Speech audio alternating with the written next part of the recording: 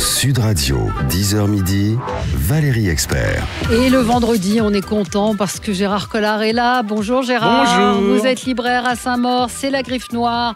Que peut-on lire cette semaine? Alors, qu'est-ce que je vais faire cette semaine? Ah, je pourrais pousser un petit coup de gueule parce qu'on avait parlé ici d'un super bon petit livre sur un livre super agréable et tout. Ça s'appelait Papa Graine. Il n'arrive pas à décoller alors qu'on voit les neuneux qui passent partout, par exemple les Karine Tuile. Donc là, vous pouvez... Non, je suis un peu méchant. Non, donc, mais là, c'est un très très joli livre. C'est bien, Karine Tuile. Oui, par 3 personnes que j'adore. Beaucoup de couples, donc c'est un couple de femmes qui veulent qui a envie enfant. d'un enfant, et puis voilà, ils cherchent un papa parce qu'ils veulent pas tomber dans le côté éprouvette. À la suite d'un apéro qui est bien arrosé, il y a un type qui dit bah oui, et puis ils vont faire cet enfant, mais c'est un papa donc intimement, donc il veut suivre la vie de cet enfant.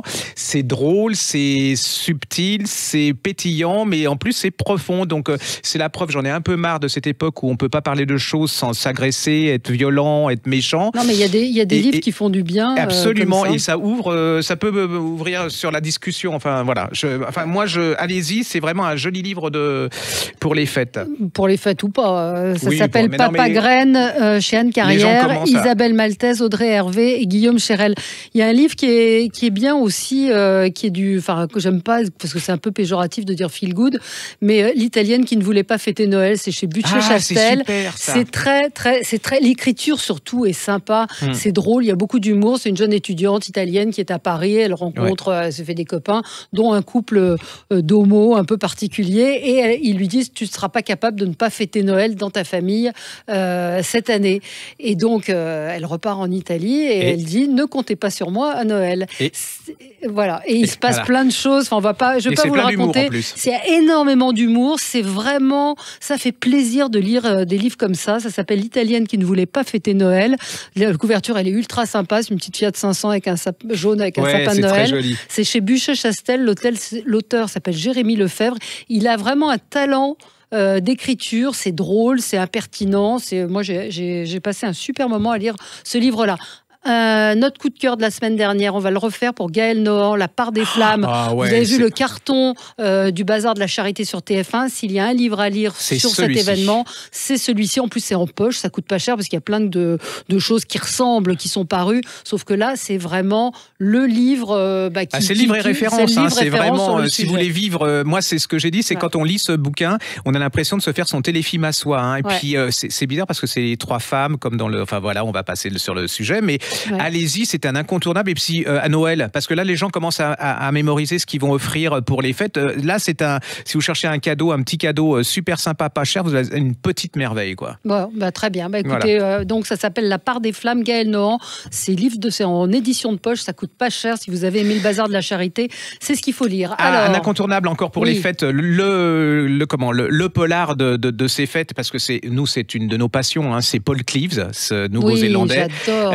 Vous lisez tout de lui. C'est incroyable. Et moi, je trouve qu'il n'a pas le succès qu'il mérite parce que c'est vraiment un gigantesque écrivain de polar. Et là, il vient de sortir quelque chose qui s'appelle Cauchemar, les enfants. Et alors, ce qui est dans Paul Cleves, c'est que vous ne lisez pas Paul Cleves. Vous êtes dans le roman de Paul Cleves. C'est-à-dire que vous avez peur avec Paul Cleves. Vous êtes complètement immergé. Vous êtes dans le téléphone. Vous ne les lâchez pas. C'est des livres que vous ne lâchez pas. C'est comme si vous étiez en 3D. Vous savez que les appareils et vous êtes dans la jungle alors que vous êtes assis dans votre fauteuil. Et là, vous êtes en Nouvelle-Zélande et tout. Alors, je peux juste dire, avant que vous parliez de celui-là, les collections de poche, allez-y, ne faites confiance à personne. L'histoire d'un écrivain qui commence à avoir la maladie d'Alzheimer, il ne sait pas s'il a commis le meurtre ou pas. C'est implacable. En poche, vous avez également un employé modèle. Là aussi, c'est redoutable. C'est vraiment très bons. Alors là, je ne savais pas, il y en a un nouveau qui vient de sortir. Oui, alors là, il se surpasse. Vraiment, il se surpasse. C'est-à-dire qu'on est dans une ville, en Nouvelle-Zélande, et puis il y a une petite fille qui est enlevée. Alors ça commence, vous en prenez en plein dans la tête. Le gars, c'est un inspecteur. Il est sûr qu'elle a disparu. Elle a été enlevée, on ne sait pas où elle est, et donc il essaye de faire avouer quelqu'un dont il est sûr qu'il est le kidnappeur. Alors il le fait avouer d'une façon à coups de poing, à coups de balles de revolver dans le genou, ce qui est quand même Et il va y arriver. C'est-à-dire qu'il va sauver cette jeune femme. Le problème, c'est que le gars qui est enlevé, c'est le fils du shérif. Donc, vous voyez, c'est mal. Il part de la police. on le vire, en quelque sorte. Et puis les années vont passer. Et cette petite fille, les années passant, elle va disparaître à nouveau. Ouais. Est-ce qu'on l'a kidnappée? Est-ce qu'elle est disparue d'elle-même? Pourquoi elle a disparu? C'est un polar, mais incroyable. En plus, vous pénétrez dans la société nouveau, je ne sais pas comment on dit, de ce pays, en Nouvelle-Zélande. Et c'est absolument apocalyptique. Moi, je suis ressorti de là-dedans lessivé tellement c'était énorme. Comment ça s'appelle alors? Cauchemar. Et c'est exactement ça, Cauchemar. Alors attention, parce que ça, c'est le genre de polar très, très, très, très fort. Donc, s'il y a des gens un peu sensibles qui n'aiment pas trop la tension parce qu'elle est maximum, c'est vraiment, pour moi, je ne pensais pas qu'ils pouvaient faire mieux. Oui, parce qu'à chaque fois, ces romans sont toujours très réussis. Donc ça s'appelle Cauchemar, Paul Cleaves, ça s'écrit CLEAVES. Allez-y avec les poches si vous n'avez pas trop d'argent, parce que tous ces polars sont bons. Un employé modèle, ça reste un monument. Et puis ne fait confiance à personne, c'est redoutable. Deux essais qui se lisent comme des polars. Il y a celui de Ronan Farrow, vous savez, le fils de Mia Farrow, qui raconte l'affaire Weinstein. Mais c'est franchement hallucinant. C'est l'enquête qu'il a menée. Alors moi, je trouve que le personnage, déjà, lui, le bonhomme est assez incroyable. Et il raconte comment lui s'est retrouvé à enquêter sur des agressions sexuelles. Alors vous dites, oui, MeToo, il y en a ras-le-bol. Non, parce que c'est vraiment une enquête qu'il a menée, comment le journal pour lequel il travaille, comment la télévision NBC ne voulait pas, et comment Weinstein a réussi à faire tuer l'enquête. Ça se lit franchement comme une fiction. C'est vraiment, vraiment très, très bien. Cette histoire, c'est dramatique, mais c'est une vraie saga. C'est un film, quoi. C'est incroyable. Et puis, il y a des moments très durs. Il raconte les agressions sexuelles, les hommes puissants, comment ils abusent de leur pouvoir. C'est pas de la fiction, ça s'appelle Les Faire-Taire, c'est chez Kalman Levy et c'est Ronan Farrow. Et le deuxième, alors si vous aimez l'art, ça s'appelle Trop beau pour être vrai, Jean-Louis Gaimin, c'est aux éditions Le Passage. Et en fait, lui, ce monsieur, c'est quelqu'un qui a fondé la revue Beaux-Arts, qui est un passionné d'art, et c'est sur tout ce qui est faux dans l'art, c'est-à-dire comment des faussaires ont réussi à faire croire à des musées que c'était des œuvres originales. Sauf que derrière, il y a tout un business. Donc il y a des histoires, mais incroyables, autour de Léonard de Vinci, autour de Vermeer. Là aussi, vous lisez ça, c'est... Mais il y a des choses incroyables, c'est-à-dire que parfois, les faux sont tellement faux que même quand on sait qu'ils sont faux, ils commencent à valoir de l'argent parce que c'est tellement extraordinaire. Les Vermeer, je me rappelle, j'avais vu un reportage là-dessus où on disait que les faux, maintenant, ils étaient cotés aussi en tant que faux. C'est quand même incroyable. Absolument, ça devient en soi. Et il explique comment justement les faussaires arrivent à trouver chez le collectionneur ce qui va faire qu'ils vont avoir envie d'acheter ce tableau, même s'ils ont un doute. Et puis l'enquête qui est derrière pour essayer de déterminer que ce sont des faux. Donc ça s'appelle Trop beau pour être vrai.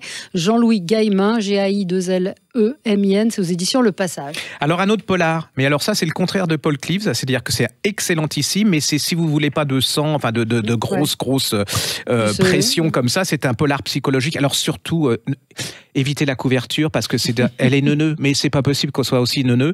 Ça s'appelle, je vais vous dire, Le mystère de Sammy West. C'est de Christian White et c'est chez De Noël. Alors c'est l'histoire d'un jour, il y a une jeune femme, ça va, elle est célibataire, elle est universitaire, elle est prof, et puis elle a des parents, on est en Australie, tout va bien. Et puis, elle est accostée dans la cafette de son université par un homme qui commence à lui faire sous-entendre qu'elle n'est pas du tout la fille de sa mère. Et on revient sur une autre histoire, c'est qu'il y a 28 ans avant, dans un petit village, une petite ville américaine, une petite fille de 2 ans a été enlevée. 28 ans. Et la fille, là, elle a 30 ans. Ça veut dire que comment serait-elle venue des États-Unis en Australie? Est-ce que c'est vraiment elle? Et qui est ce type qui vient de lui poser la question? Est-ce qu'il est intéressé? Je ne vais pas vous en dire plus parce qu'on va me tuer. Non, mais c'est quelqu'un qui est très accro à ma chronique, donc il voudrait savoir. Et donc, il y a une espèce de psychologie incroyable. C'est aussi c'est le portrait d'une petite ville américaine très conservatrice, très religieusement très conservatrice. C'est des fondamentalistes. Et puis, il y a qui est qui, pourquoi, comment... Il y a des choses, elle se rend compte qu'elle ne peut plus mettre la main sur des photos d'elle bébé. Donc il y a plein de petits indices comme ça. Elle va dans l'album et ses photos commencent à 2 ans. Alors, vrai, pas vrai. Pas vrai, à vous de voir. Ça s'appelle le Mystère Sammy West. Moi, je la trouve pas mal. Sammy Went, pardon, la couve. Oui, mais pour les fanas de polar, pour eux, c'est pas possible. Ouais, il y a un côté un peu peur, un peu trouble, mais c'est vrai que c'est pas très polar. C'est une petite maison blanche. Oui, c'est cela. Oui, mais c'est le côté le calme, tout va bien. Ça s'appelle le Mystère Sammy Went, W-E-N-T, et l'auteur s'appelle Christian White, et c'est chez De Noël. Encore un petit... Des petites choses pour les enfants. Non, ça, pour Noël. Joyeux Noël, histoire à lire au pied du sapin, et au pied du sapin, c'est chez Folio, ça vaut 2 €. Ouais, j'appelle ça les cadeaux d'assiette. Vous savez, quand vous allez pour le dîner, vous mettez un petit cadeau pour chacun. C'est pas cher, ça vaut 2 €. Et dedans, c'est sur le thème de Noël. Vous avez les plus grands classiques, enfin les plus grands auteurs morts ou présents ou contemporains sur le thème de Noël. Alors vous avez Dickens, Maupassant, enfin des tas de gens comme ça. Et je trouve ça très très sympa. Moi, je le fais tous les ans et ça marche très très bien. Il y a des gens qui reviennent en me disant, ça m'a donné envie de relire Maupassant ou de relire des classiques. Et je trouve que 2 €, faut pas être radin. Enfin, c'est très sympa. Vous faites un petit paquet et en plus c'est intelligent, brillant. Que demande Rien demandé de plus. Voilà. Je voulais vous signaler, ce sera le 30 novembre prochain, donc c'est la semaine prochaine. Il y a le 6e salon du livre haïtien. Il y a une littérature haïtienne qui est extrêmement importante. L'invité d'honneur, c'est Denis Laferrière de l'Académie française. Donc ce sera, il y a une exposition vente avec de l'artisanat, mais je trouvais que c'est important de le signaler. C'est à Paris, à la mairie du 15e. Si vous êtes à Paris, si vous venez à Paris, si vous aimez cette littérature, allez-y, parce que c'est vraiment une littérature importante, intéressante à découvrir. Donc ce salon est très, très intéressant. On est un peu fautif parce que j'avoue que j'en parle pas. C'est vrai, on n'en parle pas assez, mais c'est une littérature très riche. Donc exposition, vente, artisanat, 6e salon du livre haïtien. Ce sera le samedi 30 novembre, samedi et dimanche, à la mairie du 15e arrondissement. Il y a aussi le salon jeunesse de Montreuil le week-end qui va prochain. Commencer, qui est un classique du genre. Classique du genre. Et puis... deux petits trucs, j'adore la licorne. Alors pour moi, les licornes... je suis joyeux. Comme pour Jamel, Jamel, c'est notre réalisateur. Et non, là, la licorne, elle s'appelle Gaston. Oui. Alors là, elle est géniale. Mais alors, l'intérêt de ces petits livres, c'est pas qu'une histoire, c'est que ça va aider les gosses quand ils ont des problèmes. Par exemple, je boude, ils vont lui expliquer comment on peut arrêter de bouder. Avec de la respiration. Exactement. Il y a des exercices de respiration. Il y a plein de choses comme ça. Et puis, quand vous êtes avec le gamin, il vous donne... alors, quand vous n'êtes pas content, c'est le petit nuage. Quand vous êtes plutôt... C'est sur les émotions, pour apprendre à reconnaître ses émotions. C'est pas gratuit. Enfin, je veux dire, c'est pas gratuit. C'est pas juste la petite histoire comme ça. Et je trouve que c'est... quand votre gamin, il boude, vous prenez le petit livre et puis vous... Voilà. C'est vraiment très joli. Arrête de faire du boudin. Et puis, il y a une jolie figurine. Enfin, vous savez, comme un petit nounours, mais c'est une licorne. C'est génial. En plus, la licorne, elle est comme moi. Elle a une petite crête sur la tête. Elle a une petite crête sur la tête. Toi aussi, quand tu sens ce nuage t'envahir, tu peux aussi faire le mouvement pour le chasser. Et donc, il y a des petits mouvements de respiration. Très bien fait. Les émotions de Gaston, je boude, je suis joyeux. C'est Aurélie Chao Chin qui a fait ce petit livre. Achète enfant. Okay. Merci Gérard, merci. Et on se retrouve nous dans quelques instants.